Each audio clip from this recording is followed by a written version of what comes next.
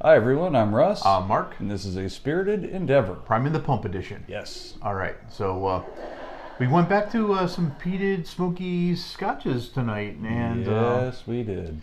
and then I came upon this really interesting one. Now I was at a local liquor store and just perusing the Scotch section and everything.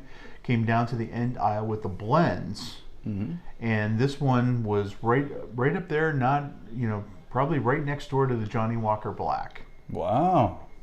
And this one grabbed my attention first of all because it's SmokeStack, Yeah. smoky, PD. I'm kind of there for that.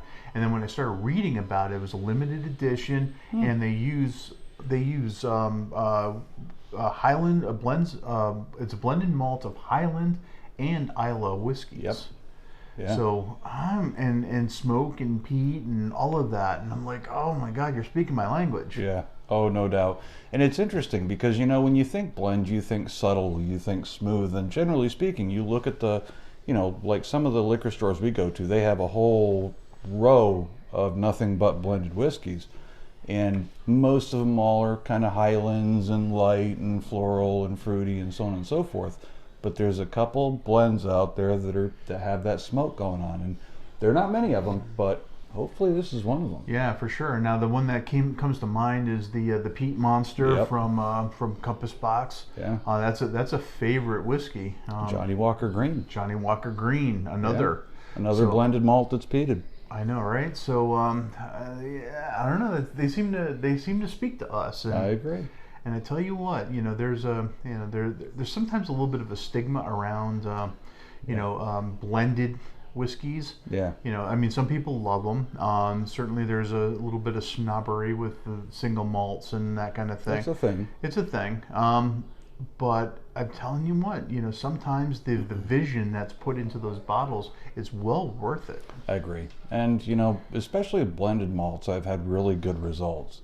Where you're taking what would otherwise be a single malt and taking them from several distilleries, taking the best aspects of each and then blending them into a single bottle. I mean, we've had some really good results that way. Yeah, for sure. It takes craft to come up with something really good. Yeah. So let's get into this one and see if it's really good. I hope so. I hope so too. Peaty Smoky is kind of where I'm at. We've got some nice cooler weather in Georgia. We're expecting the sky to fall any minute. And this just, Peaty Smoky seems like good whiskey to drink on that kind of night. Yeah. Ooh, light color. Yeah. I like the color on this. Yeah. Not very dark. It's kind of subtle. A little bit of like a little honey lemon. Yeah. Not abnormally dark, that's for sure. It's a little thin. The oils are kind of okay. They're decent.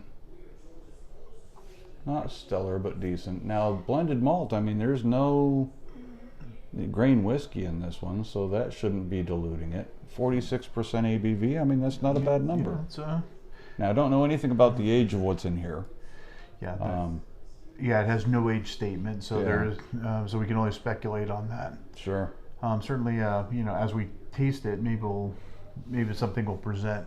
Well, what's interesting is, we're pretty familiar with the Islay whiskeys, so I'm curious to see if we can pick out what they've used, because they don't state on the bottle what whiskeys they went with, and that's always interesting. Yeah. Oh, interesting. I like that. Oh, I like that nose on that too. Now it's not, strong peat, strong smoke. That's sweet. It's sweet. Yeah, it's very sweet on the nose, and I'm getting like that really interesting.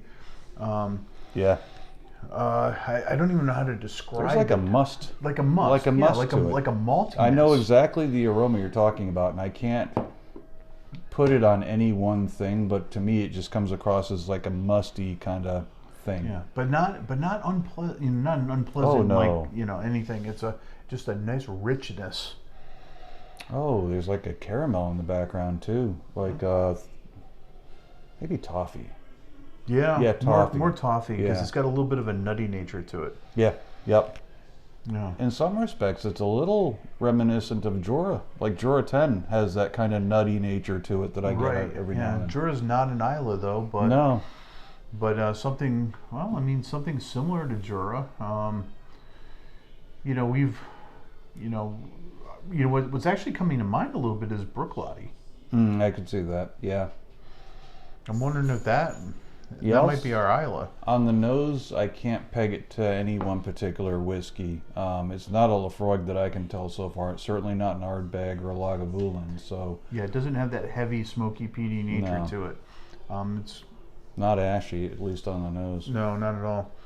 All right, well, let's get into it. I agree. All right, cheers. Cheers. Man, that hits so different. So that is very Wow. sweet. And it's got a nice little fruity nature to it that comes around on the back end. Mm-hmm. That is very sweet. Maybe I got chocolate on the brain, but I swear there's like a chocolate candy with fruit in the center almost. You know what I'm Raspberry almost? getting? I'm getting like cherry cordial. Yeah. Yeah. Yep.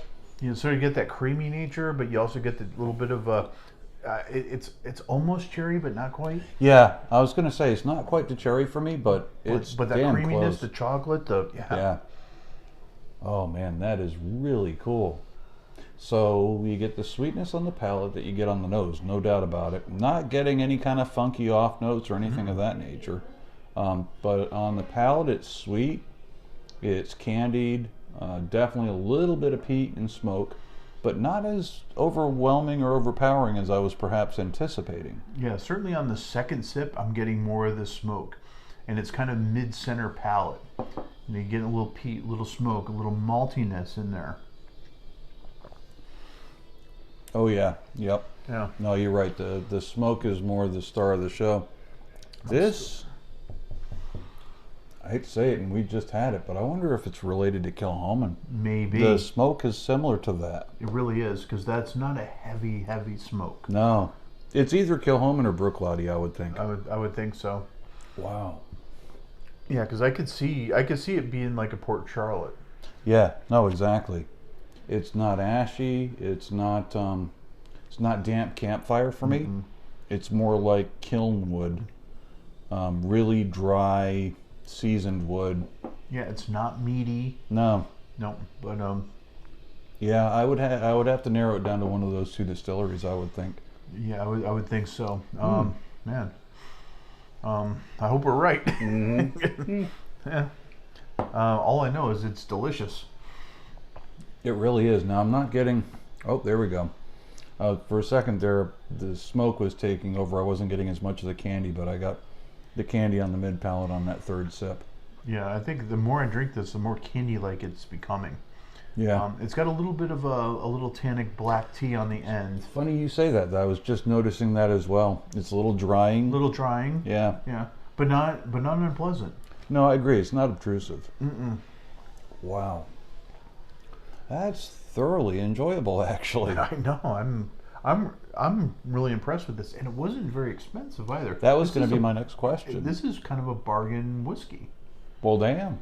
I know. I think it was $30. Wow. Yeah, I mean, at that price, holy cow, man. That's really nice. That's, yeah.